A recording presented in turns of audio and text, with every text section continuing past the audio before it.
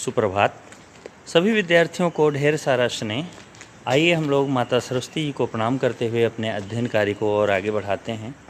और हिंदी विषय के अंतर्गत क्षितिज नामक पुस्तक से पहला अध्याय नेताजी का चश्मा, जिसको स्वयं प्रकाश जी ने लिखा हुआ है, उसकी व्याख्या प्रस्तुत करते हैं।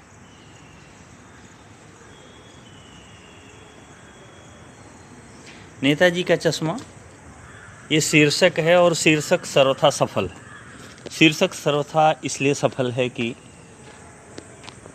हालदार साहब हैं। हालदार साहब अपने रास्ते से हमेशा जाते हैं। जिस रास्ते से वे गुजरते हैं उसी में एक कस्बा है। कस्बे में एक नेताजी की मूर्ति है और नेताजी की मूर्ति पे चश्मा नहीं लगा हुआ। जैसा कि हम लोग जानते हैं, जब मूर्ति बनती है तो मूर्ति में पत्थर का ही चश्मा भी तराश दिया जाना चाहिए, किंतु स्वयं प्रकाश जी लिखते हैं कि इसके कई कारण हो सकते हैं जिसका उन्होंने अंदाज़ा लगाया है। कई सारे अंदाजे लगाए हुए हैं और जिस अंदाजे में से एक अंदाज़ा वो ये भी लगाते हैं कि हो सकता है कि गांव में ही कोई अध्यापक रहे होंगे और जो अध्यापक कला के रहे होंगे और उन्हीं से जल्दी बल्दी में संभव है कि वो मूर्ति बनवाई गई जिसमें उस मूर्ति में चश्मा वो नहीं बना सके, या हो सकता है उस पत्थर में चश्मा थोड़ा सा महीन चीज़ है, हल्की चीज़ है, वो बनाने में वो पत्थर टूटा हो इसलिए नहीं बना सके होंगे। ऐसी तमाम कल्पनाएं आपके लेखक द्वारा की गई। तो बार बार उनका ध्यान उस मूर्ति के चश्मे पर जाता है, क्योंकि चश्मा बना नहीं हुआ है तो चश्मे पे ध्यान कैसे जाता है, उसका एक कारण है। कोई एक व्यक्ति है वहीं उस कस्बे का ही, जो दुबला पतला है, सामान्य आदमी है, लेकिन चश्मा बेचने वाला है। तो वह चश्मे का फ्रेम उस मूर्ति के कानों पर चढ़ा देता है।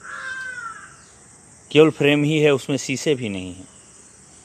और यह बात काफ़ी दिनों तक हवलदार साहब को कहानी में दिखाई देती है।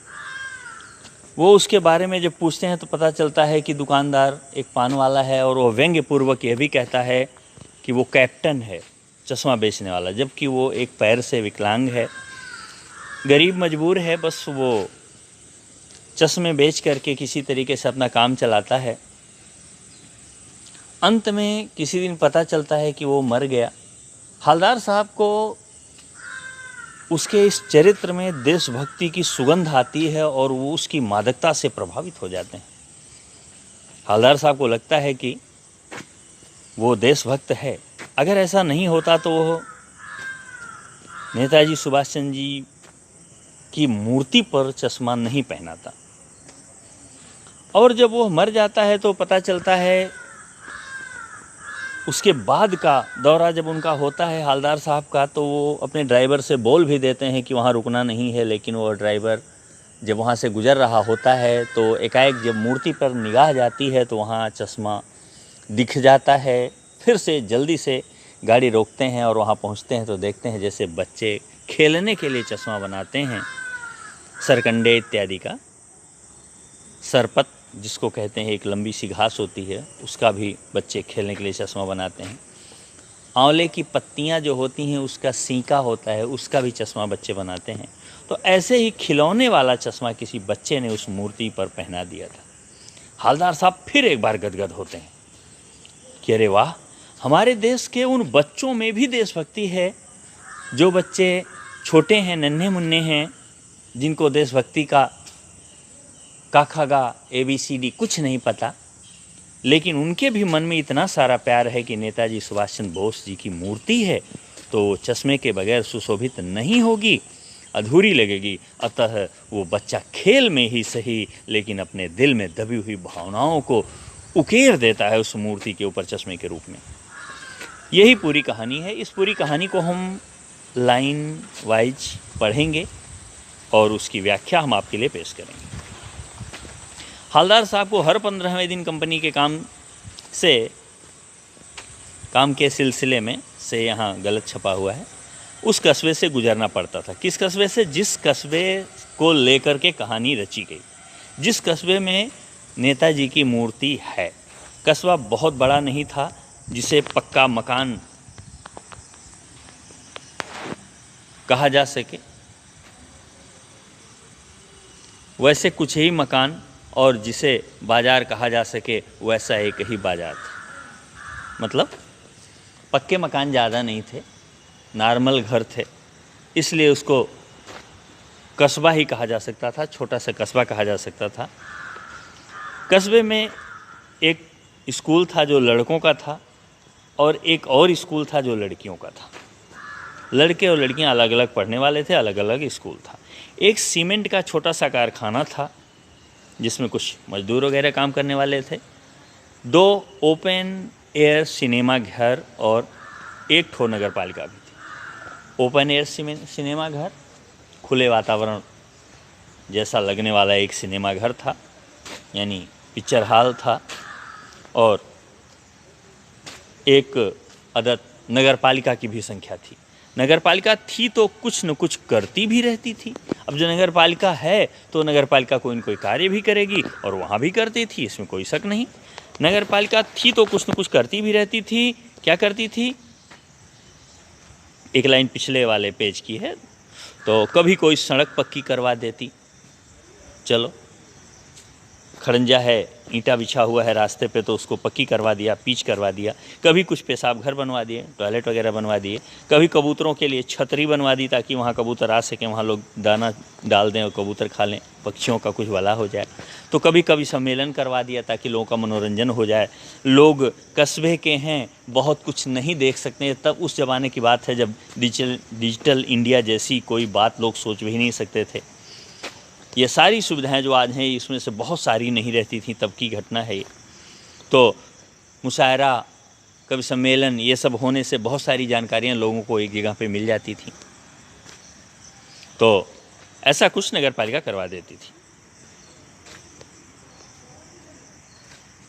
इसी नगर पालिका के किसी उत्साही बोर्ड या प्रशासनिक अधिकारी ने एक बार शहर के मुख्य बाजार के मुख्य चौराहे पर, शहर का मुख्य बाजार और उसका जो मुख्य चौराहा था, बिल्कुल मेन चौराहा, जहाँ से पूरे शहर का, पूरे उस कस्बे का केंद्र मान लिया जाए एक तरह से, वहाँ पर सुभाष चंद्र बोस की एक संगमरमर की प्रतिमा लगवा दी, एक मूर्ति लगवा दी।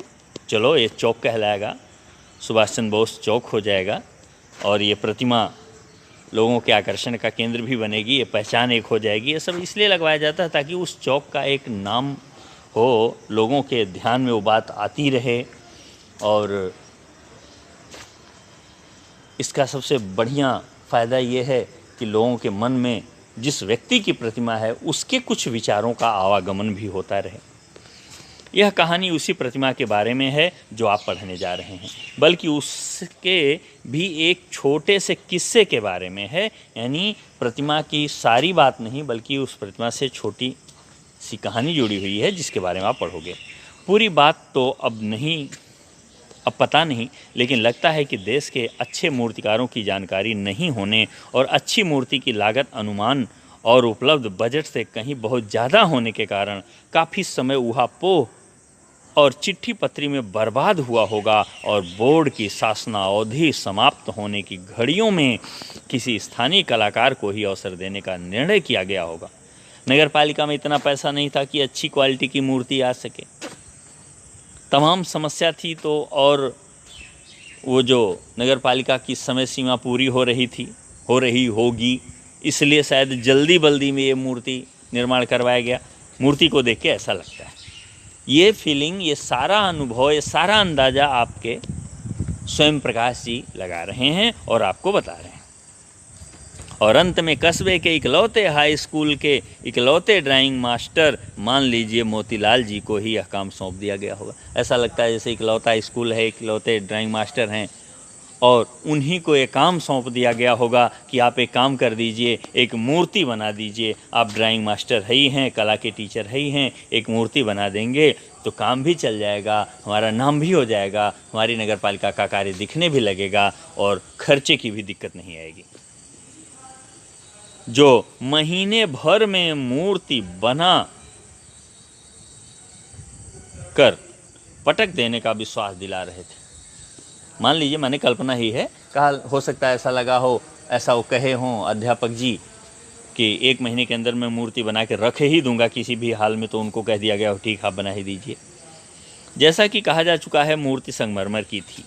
टोपी की नोक से कोट के दूसरे बटन तक कोई 2 फुट ऊंची, यानी टोपी का जो नोक है, किनारा है, ऊपरी छोर, वहाँ से लेकर के कोट के दूसरे बटन तक ही मूर्ति बनी हुई है और 2 फुट ही ऊंची है, जिसे कहते हैं बस्ट। और सुंदर भी, बेस्ट, सुंदर, बढ़िया, अच्छी लग रही थी। नेताजी सुंदर लग रहे थे, कुछ मासूम और कमसिन लग रहे थे। मूर्ति छोटी होने के कारण कुछ बचकाना जैसा भाव भी लग रहा था, मासूमियत थी चेहरे पे, काफ़ी सुंदर लग रहे थे, अट्रैक्टिव थी प्रतिमा। किसी को भी देखने के बाद अपनी तरफ उसकी आंखें खींच लेने में समर्थ थी वह प्रतिमा, और ऐसे ही वो नेताजी लग रहे थे, कुछ मासूम और कमसिन। फौजी वर्दी में मूर्ति को देखते ही दिल्ली चलो और तुम मुझे खून दो वगैरह उनके द्वारा दिए गए नारे याद आने लगते थे। इस दृष्टि से यह सफल और सराहनीय प्रयास था। केवल एक चीज़ की कसर थी जो देखते ही खटकती थी, केवल एक चीज़ की कसर थी जो देखते ही खटकती थी। ये लाइन दूसरी लाइन के रूप में है। नेताजी की आंखों पर चश्मा नहीं था, यानी चश्मा तो था लेकिन संगमरमर का नहीं था। क्या गड़बड़ था? नेताजी की मूर्ति पर चश्मा नहीं था, यही गड़बड़ था। और चश्मा था भी तो संगमरमर का चश्मा नहीं था। जब मूर्ति संगमरमर की थी तो चश्मा भी संगमरमर का होना चाहिए था। इसका मतलब है मूर्ति के बाद ये चश्मा कहीं से जोड़ा गया है, मूर्ति के साथ चश्मा बनाया नहीं गया। ऐसा कुछ अंदाजा लगता था उसको देखने से।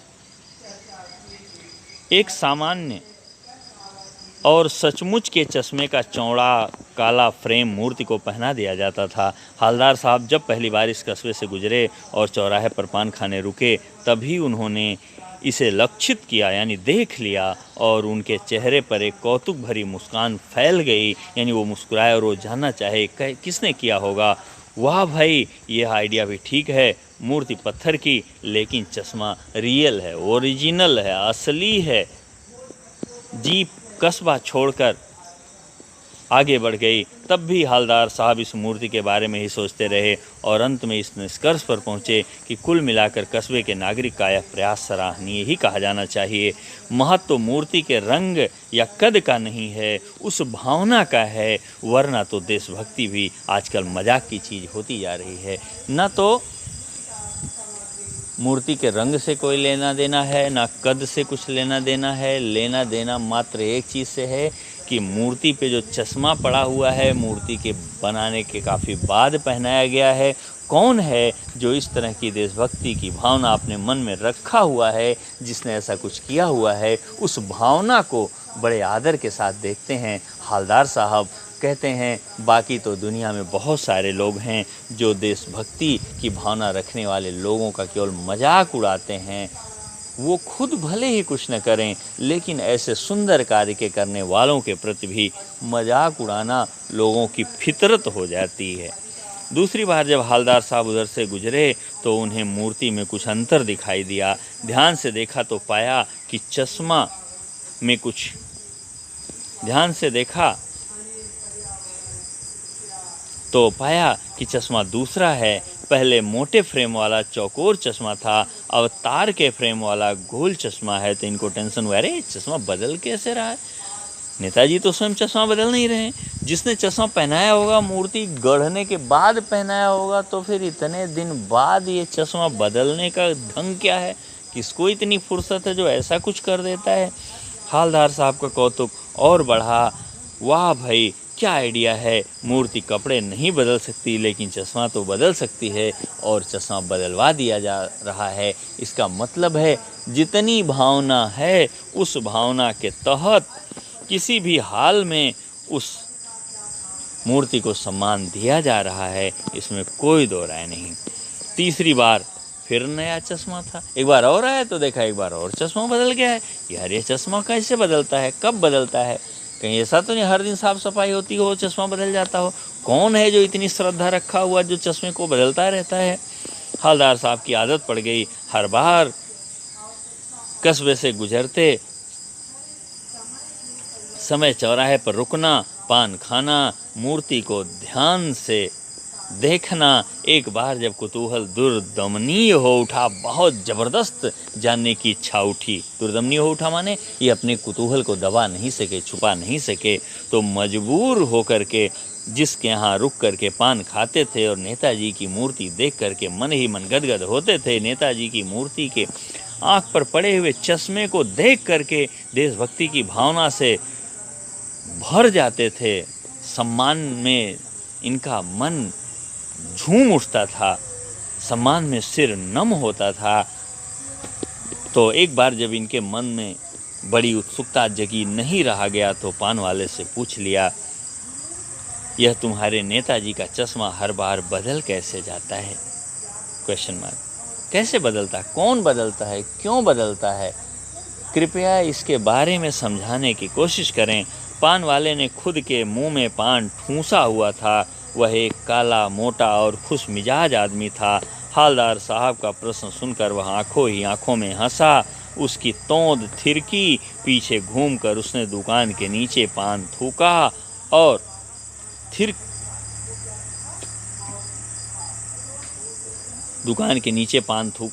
और अपनी लाल काली बत्ती सी दिखाकर बोला, कैप्टन चश्मे वाला करता है।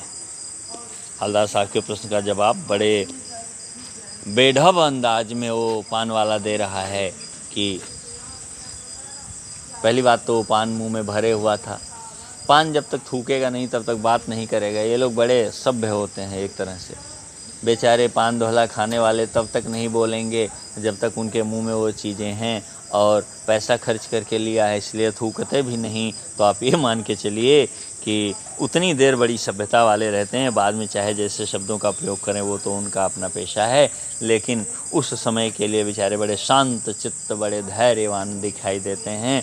और यहाँ पे आपको दिखाई पड़ा कि हवलदार साहब कई बार आए हैं और वो लगातार ग्राहक हैं, और उस ग्राहकी के नाते उसने अपने मुंह से पान थूक ही दिया और इनको बताया कि साहब, और थूकने पे क्या दिखा, लाल लाल बत्ती सी है। दांत सारे लाल पड़ गए हैं पान खाते खाते। दांतों में कोई सफ़ेदी नहीं, कोई कोलगेट जैसी चमक नहीं दिख रही है। दांत लाल लाल पड़ चुके हैं, किनारे काले भी पड़ चुके होंगे एक अंदाजे में आप देखिए। और ऐसी हालत वाला वो पान बेचने वाला व्यक्ति है जो मुंह में पान ठूंसे रहता है, बोल भी नहीं सकता, और वह व्यक्ति लोगों को पान खिलाता है। ये देहाती मंजर है जो आपके सामने स्वयं प्रकाश जी ने लिख के दिखाया है। क्या करता है हवलदार साहब, कुछ समझ नहीं पाए। चश्मा चेंज कर देता है, पान वाले ने समझा। हवलदार साहब ने पूछा, क्या करता है? तो इन्होंने कहा, चश्मा चेंज कर देता। और क्या करता है सरकार? क्या मतलब, क्यों चेंज कर देता है? हवलदार साहब अब भी नहीं समझ पाए। पान वाले ने समझाया, चश्मा चेंज कर देता है वो कैप्टन चश्मे वाला। तो कहा, क्यों चेंज कर देता है? अभी इनके समझ में नहीं आया है। तो पान वाला बता रहा है, कोई गिराक आ गया समझो, उसको चौड़े चौखट चाहिए, तो कैप्टन किधर से लाएगा? तो उसको मूर्ति वाला दे दिया, उधर दूसरा बिठा दिया। अब देहात वाले अपनी बात को ये नहीं समझते कि सामने वाला मेरी बात समझ रहा है कि नहीं, वो अपने अंदाज में ही उत्तर देते हैं। यहाँ ग्राहक को गिराक लिखा हुआ है, तो समझाना चाहता है कि सरकार, कोई ग्राहक उसके चश्मे का आया तो मूर्ति वाले चश्मे का फ्रेम अगर उसको पसंद आ गया, उसके गिने चुने ग्राहक हैं, तो अगर वो पसंद कर लिए तो मूर्ति वाला चश्मे का फ्रेम उतार लेता है, वो ग्राहक को दे देता है, और दूसरा कोई फ्रेम लाके मूर्ति पे चढ़ा देता है। इसलिए चश्मा बदल जाता है। और ऐसी कोई बात नहीं है कि हमारे प्रेम के बड़े स्नेह है बस वो ऐसा चश्मा बदलता है और नहला धुला के मूर्ति को साफ करता हो और चश्मा, जैसा कि हवलदार साहब सोच रहे थे, वैसी बात नहीं है। ऐसा पान वाले ने कन्फर्म किया। कोई ग्राहक आ गया तो पहले वाला फ्रेम ले लेता है, वो फ्रेम ग्राहक को बेच देता है, दूसरा कोई अपने पास से फ्रेम मूर्ति के कान पर चढ़ा देता है चश्मे के रूप में। तो अब हालदार साहब को बात कुछ कुछ समझ में आई। एक चश्मे वाला है जिसका नाम कैप्टन है, उसे नेताजी की बगैर चश्मे वाली मूर्ति बुरी नहीं लगती है बल्कि आहत करती है, मानो चश्मे के बगैर नेताजी को असुविधा हो रही हो। इसलिए वह अपनी छोटी सी दुकान में उपलब्ध गिने चुने फ्रेमों में से एक नेताजी की मूर्ति पर फिट कर देता है। लेकिन जब कोई ग्राहक आता है और उसे वैसे ही फ्रेम की दरकार यानी चाहत होती है, ख्वाहिश होती है जैसी मूर्ति पर लगा है, तो कैप्टन चश्मे वाला मूर्ति पर लगा फ्रेम संभवतः नेताजी से क्षमा मांगते हुए, ये कल्पना है, क्षमा मांगते हुए लाकर ग्राहक को दे देता है और बाद में नेताजी को दूसरा फ्रेम लौटा देता है। अब ये हलदार साहब कहते हैं, वाह भाई खूब, क्या आइडिया, क्या तरीका है। दो चीज़ें अच्छी हैं, एक तो ग्राहक पसंद भी कर ले और दूसरा उस मूर्ति पे लगा हुआ चश्मा बदल भी जाए, और हो सकता है मन में बड़े श्रद्धा के साथ माफ़ी मांगता हो कि नेताजी एक काम कर दीजिए, आपका चश्मा मैं उतार रहा हूँ और इसके बदले में आपको दूसरा ला के लगा दूँगा, क्योंकि मेरा ग्राहक इसी की दरकार किया हुआ, इसी की उम्मीद लगाया हुआ है। ऐसे ही फ्रेम वाले चश्मे की मांग उसने कर दी है। लेकिन भाई एक बात अभी भी समझ में नहीं आई। ये हल्लार साहब फिर से बोल रहे हैं, अब पान वाला बेचारा इनको पूरी व्याख्या काहे करे, वो इनका टीचर तो है नहीं, वो इनके गुरुजी के रूप में तो है नहीं। आप प्रश्न पूछते रहो और ये आपके प्रॉब्लम सॉल्व करने का बीड़ा उठाए हुए हैं, करेंगे, ऐसा कुछ तो है नहीं। वो तो बेचारा अभी पान खा ही रहा था थूका हुआ, फिर दोबारा पान डाल ही चुका होगा, तो वो हरदम अपना पान नुकसान कर करके इनके प्रश्नों का उत्तर क्यों देता फिरे। अरे भाई आप वहाँ पान लेने गए, पान खाओ, चलते बनो, बात पूछी आपने, उसने जवाब भी दिया अपने तरीके से। अब आप ना समझो तो गलती आपकी है, जो जैसा है जवाब तो वैसे ही देगा। जो जिस कंडीशन का है आपके सामने आने के बाद वो अपनी कंडीशन तो बढ़ा नहीं लेगा, उसको आपको उसके द्वारा दिए गए जवाब को उसी हालत में स्वीकार करना ही होगा। पान वाला दूसरा पान मुंह में ठूस चुका था। दोपहर का समय था, दुकान पर भीड़ भाड़ अधिक नहीं थी। वह फिर आंखों ही आंखों में हंसा। पान वाला फिर एक बार आंखों में ही मुस्कुराया, जैसे पहली बार कहा गया था, आंखों ही आंखों में मुस्कुराया। तोंद उसकी थिरकी, जब तोंद ज़्यादा निकली हुई है तो आदमी हंसता है तो पेट हिलता है, कंपन करता है, उसी को कह रहे हैं कि मानो तोंद नाच रही हो बड़े ज़ोर से। थिरकना माने नाचने में जब बहुत कंसंट्रेट होकर कोई ध्यान एकाग्रचित करके नाचता है तो उसको थिरकना कहते हैं। कहा कि उसकी तोंद थिरकी और तोंद थिरकने के साथ में वो आंखों ही आंखों में हंसा और इनके लिए जवाब देने के लिए तैयार हुआ। क्योंकि दोपहरी का टाइम थी, भीड़ ज़्यादा थी नहीं, तो कहा चलो बता ही देते हैं।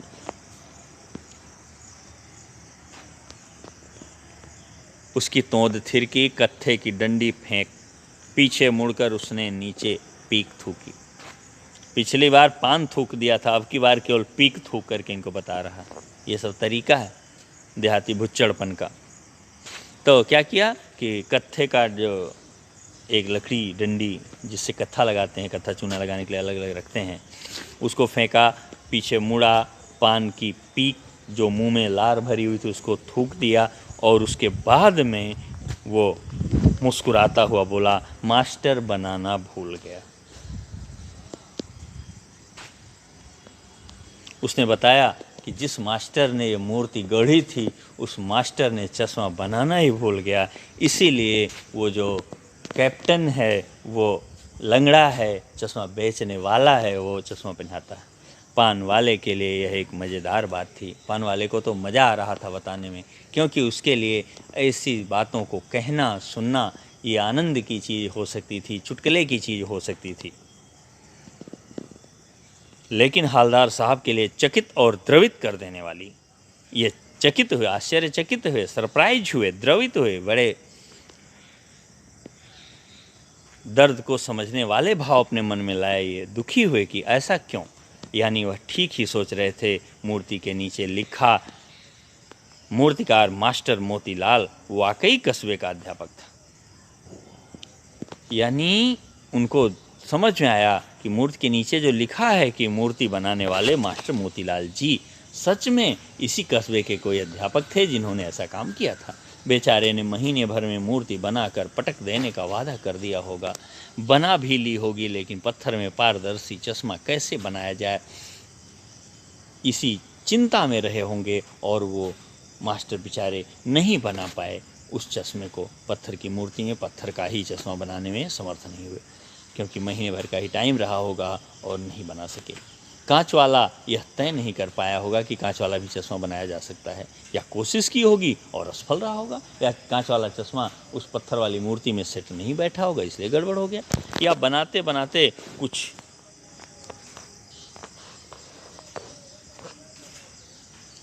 और बारीकी के चक्कर में चश्मा टूट गया होगा। ये सब कल्पनाएं हैं। ज़्यादा बारीक बनाना, ज़्यादा सुंदर बनाने के चक्कर में पत्थर का चश्मा टूट गया होगा, नहीं बना होगा इसलिए नहीं बनाया, या पत्थर का चश्मा अलग से बनाकर फिट किया होगा और वह निकल गया होगा। उफ। या हो सकता है पत्थर का चश्मा अलग से बना के फिट किया हो और वो चश्मा निकल के गिर पड़ा हो, उसमें लगा नहीं रह गया हो, इसलिए उफ, यानी परेशान होते हैं। चलो जाने दो, क्या करना है। हवलदार साहब को यह सब कुछ बड़ा विचित्र और कौतुक भरा लग रहा था। इन्हीं ख्यालों में खोए खोए पान के पैसे चुकाकर चश्मे वाले की देशभक्ति के समक्ष नतमस्तक होते हुए वह जीप की तरफ चले, फिर रुके, फिर मुड़े, और यही सब सोचते सोचते वो जो चश्मा वाला है उसकी देशभक्ति के प्रति बड़े विनम्र से होकर के वे हवलदार साहब अपने उस गाड़ी की तरफ चले, फिर रुक गए और फिर मुड़ के उन्होंने देखा और पान वाले से जाके पूछा, क्या कैप्टन चश्मे वाला नेताजी का साथी है? एक और क्वेश्चन, एक और प्रश्न, क्या कैप्टन चश्मे वाला जो है वो नेताजी सुभाष चंद्र बोस का साथी है, इसलिए इतना ख्याल रखता है, या आज़ाद हिंद फौज का भूतपूर्व सिपाही, अथवा आज़ाद हिंद फौज जो बनाई गई थी उसका भूतपूर्व सिपाही है, जिस नाते नेताजी की मूर्ति का इतना ध्यान रखता है? आखिर क्या है? पान वाला नया पान खा रहा था, 2 पान तो ऐसे ही खराब करवा चुके हैं। अब पान वाले ने तीसरा पान मुंह में डाल लिया। 1 पान खरीद के खाए हैं और उसका 3-3 पान खराब करवा रहे हैं, तो कितना अच्छा लगेगा। फिर भी मजाकिया अंदाज वाला व्यक्ति है, सो बुरा नहीं मानता है, और पान पकड़े अपने हाथ को मुंह से 1.5 इंच दूर रोककर उसने हवलदार साहब को ध्यान से देखा। उसने बड़े गौर से हवलदार साहब को देखा और पान को मुंह से 1-2 इंच, 1.5 इंच मुंह के पास में ही पान को निकाल के हाथ में रखा हुआ। सोचिए कितनी अजीब सी हरकत कर रहा है। अब जिस जगह का है जैसे व्यवहार वाला वैसी हरकत कर रहा है। मुंह में कूचा हुआ पान, आधा कूचा हुआ पान निकाल के मुंह के ही पास में रख करके बात कर रहा है। हवलदार साहब को कैसा लगा होगा, लेकिन जिन लोगों के पास जाना है उन लोगों का व्यवहार भी हमें स्वीकार करना ही पड़ता है। और हवलदार साहब को बड़े गौर से देखा, फिर अपनी लाल काली बत्ती सी दिखाई, यानी दांत निकाल दिया, यानी हंसने लगा और मुस्कुराता हुआ बोला, नहीं साहब, वो लंगड़ा क्या जाएगा फौज में? नहीं साहब, वो तो लंगड़ा है, उसका एक पैर खराब है, वो फौज में क्या जाएगा? पागल है पागल, वो देखो वो आ रहा है, आप उसी से बात करो। कहा, पागल है सरकार, बस चश्मा बेच करके किसी तरह काम चलाता, बाकी है पागल, पैर भी टूटा हुआ है वो। अब इनको समझ में आया, व्यंग्य के रूप में लोग उसको कैप्टन कहते हैं, वास्तव में वो कैप्टन वैप्टन नहीं है। वो देखो आ भी रहा है, संजोग से वो आ भी गया, तो कहा उसी से बात कर लो आप। फ़ोटो वोटो छपवा दो उसका कहीं, उसका फ़ोटो तो छपवा दीजिए कहीं, ताकि उसकी देशभक्ति आपको दिखती रहे। वो व्यंग्य मार रहा है। हवलदार साहब को पान वाले द्वारा एक देशभक्त का इस तरह मजाक उड़ाया जाना अच्छा नहीं लगा। इनको बुरा तो लगा, मुड़कर देखा तो अवाक रह गए। जब मुड़कर देखा कि कौन है जो आ रहा है, तो बेचारे चुप रह गए, इनसे कोई शब्द बोलते नहीं बना। एक बेहद बूढ़ा, बहुत बुजुर्ग हो चुका है कोई आदमी, मरियल सा, दुबला पतला सा, लंगड़ा, पैर भी खराब है, सिर पर गांधी टोपी और आँखों पर काला चश्मा लगाए, एक हाथ में छोटी सी संदूकची,